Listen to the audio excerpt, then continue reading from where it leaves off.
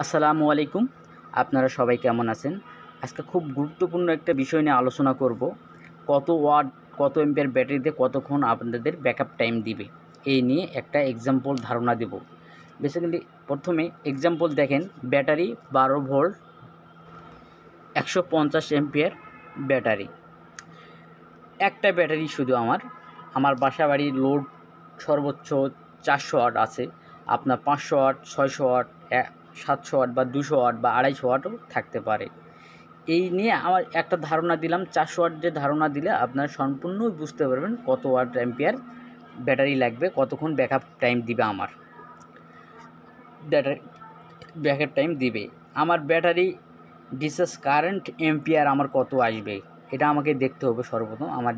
আমার current ampere কত আসবে, আমার 400 ওয়াট, আমার এম্পিয়ার কত আসবে, এম্পিয়ার দিয়ে আমাকে বের করতে হবে কত ঘন্টা চলবে।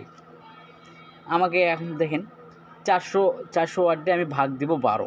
সর্বপ্রথম 400 ওয়াট দিয়ে ভাগ দিব 12, তারপর কত আসবে এটা আমাকে এখানে লিখতে হবে। 400 ওয়াট ভাগ দিয়ে আমাদের 33.3 এম্পিয়ার, এটা আমার এম্পিয়ার আসছে, যেটা আমার লোড চলবে এই লোডের এম্পিয়ার। ব্যাকআপ হর্স টাইম আমার ব্যাটারি দিয়ে এখন হিসাব করব। ব্যাটারি 150 এম্পিয়ার ভাগ 33.3 এম্পিয়ার সমান সমান আমার কত এম্পিয়ার আসবে, এটা আমাকে ভাগ করতে হবে। আমি এখন ভাগ করে নেব। আমি ভাগ করে নিয়ে দেখেন আমার চলে আসছে এখানে 4.5 হর্স। 4.5 হর্স।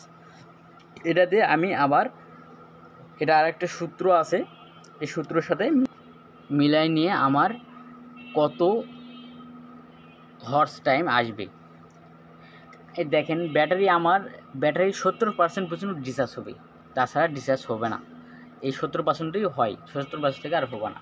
এই জন্য দেখেন, ব্যাটারি লোড দিয়ে আপনার ডিসচার্জ হবে 70%। দেখেন ব্যাটারি ব্যাকআপ হর্স টাইম, আমার ব্যাটারি হর্স টাইম হবে কত দেখেন, 4.5 ইন্টু 0.7, এটা হলো ফ্যাক্টর। আর এই ফ্যাক্টর দিয়ে হিসাব করলে আপনার ফুল অ্যাকোর্ড হিসাবটা আসবে, আপনার কত ঘন্টা চলবে লাইট। আপনার হোম সিস্টেম যতগুলো জয়টা ফ্যান আছে, 400 ওয়াট আর কি, 400 ওয়াট কত ঘন্টা চলবে 150 এম্পিয়ার ব্যাটারি দিয়ে। এই দেখেন হিসাব করে আমরা 4.5 ইন্টু 0.7, আমার টাইম আসছে 3 ঘন্টা 15 হর্স।